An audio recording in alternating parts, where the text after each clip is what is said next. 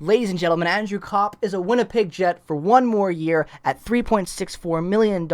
What a contract. I was right. I predicted this, but nonetheless, what's going on, everybody? Welcome back to another video here on Pig City Hockey. Make sure to subscribe regardless of the team that you root for. As you can tell, I'm a biased Jets fan who loves to share his thoughts on all things hockey related. But in this video, we are going to be talking about the Winnipeg Jets and their recent contract just given out to Andrew Copp.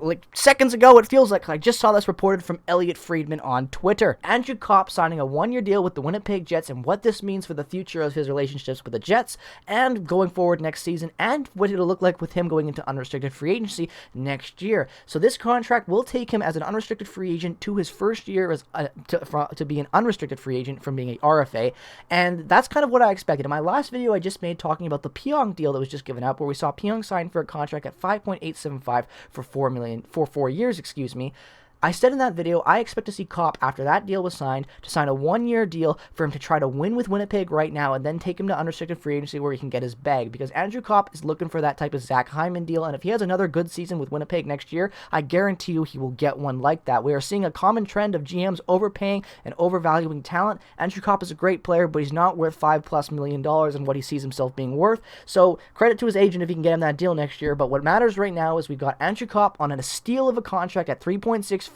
This is clearly Copp saying, look, I will sign with you guys to win now because I want to win as a Jet. I want this, but I also want my bag, and I respect that a lot in his game. The fact that he even decided to take a one-year deal after a career-high year at $3.64 to take him to unrestricted free agency instead of asking for a trade, trying to get his bag now, whatever it might be, he took that deal and he's trying to win right now, and for good reason. Andrew Copp had a fantastic year with the Winnipeg Jets last year. Like I said, a career high in points for Andrew Copp as an NHLer. He had a fantastic season last year. 55 games played, 15 goals, a career high in goals, 24 assists, a career high in assists for 39 points. As a guy that bounced around between the first line, the second line, the third line, and the fourth line at times. A guy that played on the power play on the second unit, a guy that played on the penalty kill at times. He played everywhere in the lineup. He played all games for the Jets. A very crucial part of this year's success was Andrew Copp. At 27 years old, this is a great deal for the Jets, for, like I said, for now and going forward next year, because right now you've got so much cap invested between your defense.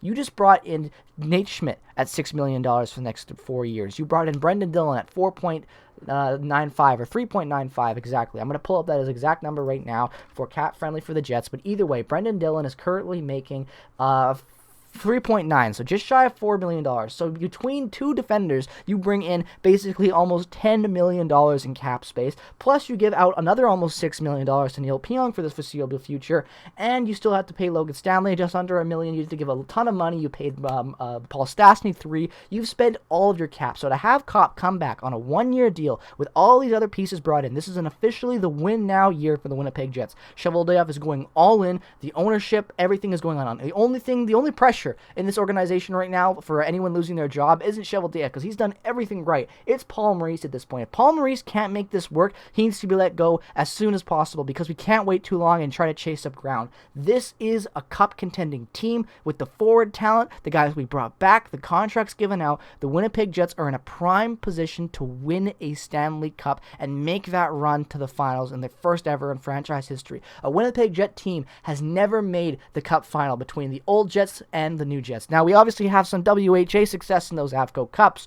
but I digress. Point being, this is our year. The Jets are going all in, and I have never been more excited for a year of hockey than this upcoming season. I'm very excited to see this, and I'm just happy that Andrew Copp is back. Obviously, I'd like to see him come out at a 3x3 at that price. That would be a dream, but for 1 year at a cheap contract, he didn't ask for a trade.